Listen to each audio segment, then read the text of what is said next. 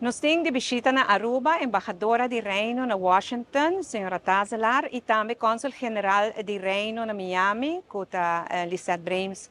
Nanta na Aruba, para ser conhecido o governo, para escutar o governo, que kuta nos visão, quando nos trabalhar mais junto, e que kuta oportunidade na kunanta mira para Aruba, aí na América.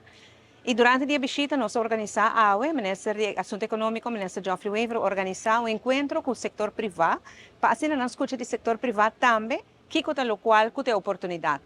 Coisa assim de COVID, está conosco, não porque depender de pilar econômico só. Diversificação de nossa economia está nossa prioridade aqui, para assim assim, nós precisamos do setor privado e toda oportunidade que nós por aí, na Miami, na América, nós estamos dispostos para aproveitar a oportunidade na aí. Essa é a meta de encontro de Alma, tanto a embajadora como o cônsul general de Miami, está somente encantado com Aruba, está muito impressionado de tudo o que nós mira, de recuperação de Aruba, com Aruba atender o COVID e com Aruba tem ambição assim grande para seguir crescer.